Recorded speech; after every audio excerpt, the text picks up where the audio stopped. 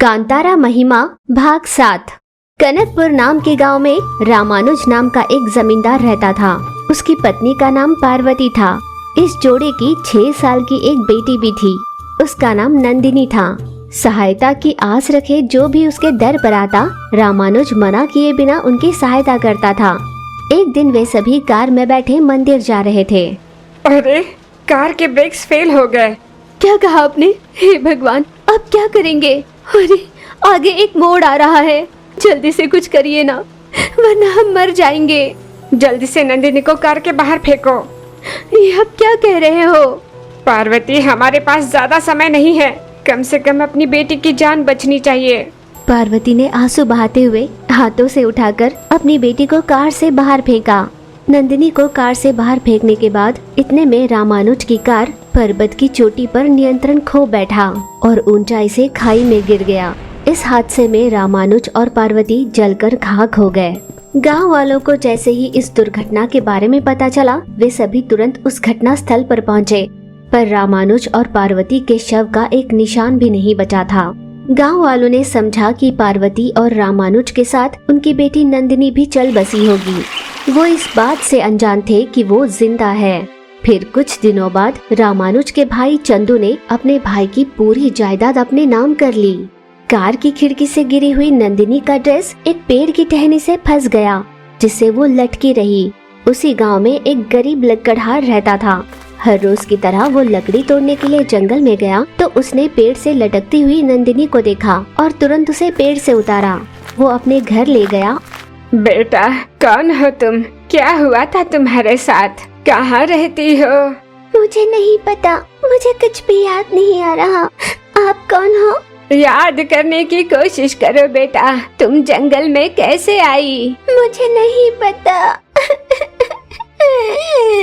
अरे, रहने दो, तुम्हें भूख लग रही होगी ना, मैं तुम्हारे लिए कुछ लेकर आता हूँ। तब तक तुम थोड़ा आराम कर लो। गंगाराम जंगल की ओर चल पड़ा। उस नन्ही सी बिटिया पर दया आई तो मैंने कह दिया कि मैं खाने के लिए कुछ ले आऊंगा, पर मेरे पास तो एक फूटी कौड़ी भी नहीं।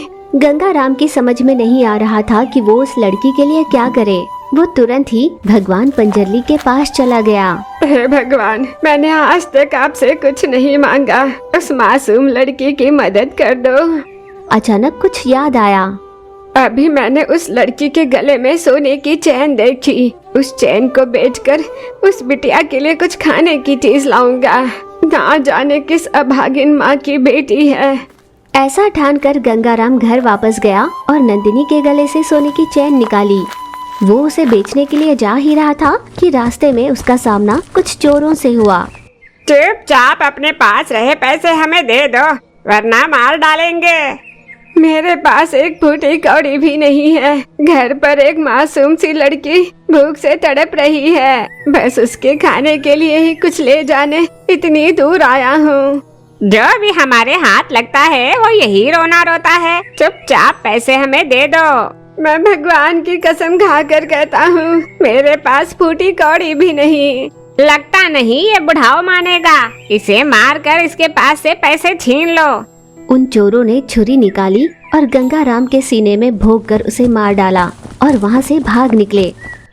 जैसे ही सोने पर चोरों का हाथ पड़ा, घर पर रही नंदिनी नींद से जागी। माँ, पापा, कहाँ हो आप दोनों? माँ, मुझे भूख लगी है। पापा, मुझे डर लग रहा है, आओ ना, मुझे उठाकर अपने साथ ले जाओ ना। वो बहुत देर तक रोकर आवाज देने लगी, पर जब कोई नहीं आया तो घर के एक कोने में चुपचाप बैठी रोने लगी। फिर अचानक नंदिनी को याद आया कि उसके माता पिता नहीं रहे और वो जोर जोर से रोने लगी। इतनी प्यारी, मासूम और सुंदर दिखने वाली नंदिनी पागल सी हो गई। उसकी समझ में नहीं आ रहा था कि उसे कहाँ जाना है। उधर रामानुज के भाई चंदू को पुलिस स्टेशन में बुलवाया गया था। नमस्कार सर, आपने मुझे बुलवाया? हाँ, आइए चंदू जी। आपके भाई और भाभी के साथ जो हादसा हुआ उसका हमें बहुत दुख है। आप सभी ने ये सोचा कि उनके साथ उनकी बेटी भी चल बसी होगी, पर हमें फोरेंसिक रिपोर्ट में बेटी के कोई अंश नहीं दिखे। जहाँ तक हमारा मानना है, उनकी बेटी जिंदा ही होगी। क्या कहा? सच? आपने सच में बहुत अच्छी खबर सुनाई है। मैं आपका ऋणी रहूंगा। पर वो कहाँ होगी सर? इतने में कांस्टेबल किसी चोर को पकड़कर पुलिस स्टेशन ले आया। सर, ये एक चोरों का गिरोह है। सुना है जंगल में आने जाने वालों को मारकर उनसे पैसा और सोना लूट लेते हैं। और सर, ये रहे वो गहने जो हमने इनसे बरामद किए हैं। सर, ये तो मेरी भतीजी का ही नेकलेस है। मेरे भैया और भाभी ने बड़े प्यार से उसके जन्मदिन पर ये खास नेकलेस बनवाया था। अगर ये नेकलेस इन्हें मिला है तो जरूर ये मेरी भतीजी को जानते होंगे। सुनो, चुपचाप बता दो कि तुम्हें ये नेकलेस कहाँ मिला, वरना तुम्हारा अंजाम बहुत बुरा होगा। सर, जंगल में हमें कोई मिला तो हमने उसे मार कर उसे छीन लिया ये चैन। कौन था वो? कह रहा था कि कोई भूख से तड़प रहा है तो उसी के लिए खाना ले जाना है। हमें लगा वो झूठ कह रहा होगा, इसलिए हमने उसे मार कर छीन लिया चैन। इंस्पेक्टर जी, जरूर वो आदमी मेरी भतीजी के बारे में ही कह रहा होगा। चलिए सर, जल्दी वहाँ चलते हैं। फिर पुलिस ने उन चोरों से पूछकर जान लिया कि जंगल के किस रास्ते पर उन्होंने गंगाराम को मारा था। उन्हें गंगाराम का शव मिल गया। पुलिस और चंदू ने मिलकर आसपास की सारी जगह छान मारी। कुछ दूर जाने के बाद चंदू ने देखा कि नंदिनी बेहोश होकर एक पत्थर पर पड़ी है। पर वो पत्थर कोई साधारण पत्थर नहीं था, बल्कि गांव वाले पूरी श्रद्धा से जिस पंजरली भगवान की पूजा करते थे वो वही था। भगवान पंजरली जी, आपने ही मेरी भतीजी की जान बचाई, धन्यवाद। चाचा चंदू ने नंदिनी को घर ले गया। उस दिन से चंदू ने ही नंदिनी के माता पिता की कमी को पूरी की और उसकी अच्छे से परवरिश करने लगा। शोभा रो रही थी क्योंकि वो अपने माता पिता से बिछड़ गई थी। माँ, बाबूजी। यूं वो रोए जा रही थी और उधर उसके माता पिता गांव भर में उसकी तलाश कर रहे थे। भगवान पंजरली जी, आप कहाँ हो? ऐसे मुश्किल समय में ही तो आपके सहारे की जरूरत है हमें। कहाँ हो भगवान? यूं वो भगवान पंजरली से प्रार्थना कर रही थी कि उधर शोभा के पास भगवान जी प्रकट हो गए। रो मत बेटा, मैं तुम्हें तुम्हारे माता पिता के पास ले जाऊंगा। मेरा हाथ थाम लो। शोभा ने खुश होकर उनका हाथ थामा। फिर भगवान जी तुरंत शोभा को लिए उसके घर पर गए। उसे उनके माता पिता के पास सौंप दिया। बेटा, हमने तुम्हें कहाँ कहाँ नहीं ढूंढा और तुम्हें यहाँ कौन लेकर आया? माँ, मुझे भगवान पंजरली यहाँ पर ले आए। ये जानकर माता पिता और भी ज्यादा खुश हो गए। मन ही मन भगवान जी का आभार माना और खुशी खुशी घर वापस लौटे। वे दोनों मिलकर मटकों का व्यापार करते थे। जितना उनके पास था उसी में पति पत्नी खुशी खुशी अपना गुजारा करते थे। यूं ही दिन बीत रहे थे। गर्मी बहुत ज्यादा बढ़ गई है, कड़ी धूप लग रही है। यूं वे दोनों आपस में बात कर रहे थे।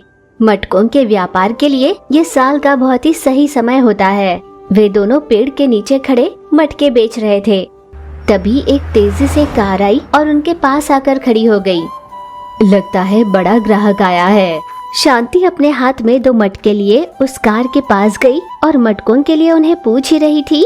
सुनिए जी, मैं आपको बच्चा नहीं दे सकती और समाज में आपका मजाक बने ये मैं नहीं सह पाऊंगी। ऐसा कुछ नहीं होगा शांति, हमारे भी अच्छे दिन आएंगे। उनकी बातें सुन रही शांति ने आवाज लगाई, भाई साहब, भाई साहब। उस आदमी ने चिढ़कर कहा, हमें मटके वटके कुछ नहीं चाहिए, आप जाइए यहाँ से। हाँ ठीक है, पर मेरी एक बात तो सुनिए। क्या है? आपकी संतान नहीं है इसलिए आप दुखी हो ना। मेरी मानो तो एक बार भगवान पंजरली जी के दर्शन कर लो, जरूर आपका भला होगा। और मंदिर भी यहीं पास में है, मेरी मानिए, जाकर एक बार दर्शन कर लीजिए। शांति की कही बात उन दोनों ने मान ली और उसका आभार मानकर वे दोनों सीधे वहाँ से मंदिर चले गए।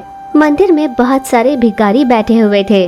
तब कार में बैठी महिला ने कहा, सुनिए जी, मुझे इन्हें देखकर बहुत बुरा लग रहा है। क्यों ना हम कम से कम एक दिन इन सब की भूख मिटाएं।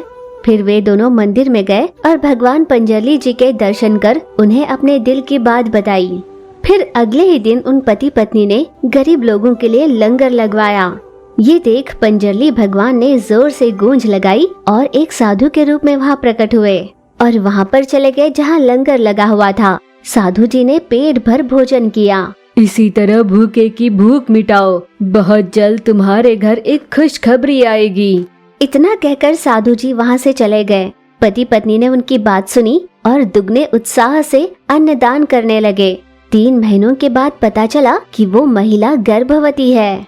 सुनिए जी, हम जल्दी ही उस औरत के पास चलते हैं जिसने भगवान पंजरली के बारे में हमें बताया। अपनी पत्नी की इच्छा पूरी करने के लिए पति उसे शांति के पास ले गया। शांति भी बहुत खुश हो गई। आपने बहुत अच्छी खबर सुनाई है, अब आपकी जिंदगी खुशियों से भर जाएगी। साल भर के अंदर ही उनके घर जुड़वा बच्चों ने जन्म लिया। माता पिता खुश होकर अपने बच्चों को लिए भगवान पंजरली के दर्शन कराने ले गए। भगवान पंजरली, हमारे बच्चे आप ही की देन है, ये आपकी कृपा से ही हुआ है। अब इनका नामकरण भी आप ही करिए भगवान। दिल से उन्हें पुकारा और भगवान जी प्रकट हो गए। उन्होंने स्वयं उन बच्चों का नाम रखा। उन्हें आशीर्वाद देकर वे चले गए। स्वयं भगवान जी ने ही दर्शन दिए। इस बात से दोनों की खुशी का ठिकाना नहीं रहा। इस बात का पता जैसे ही पूरे गांव भर में फैली, सभी गांव वालों के मन में पंजरली भगवान जी के प्रति श्रद्धा बढ़ने लगी। उनके दर पर आए हर भक्त की इच्छा पूरी कर भगवान जी हमेशा उन्हें सुखी रखते।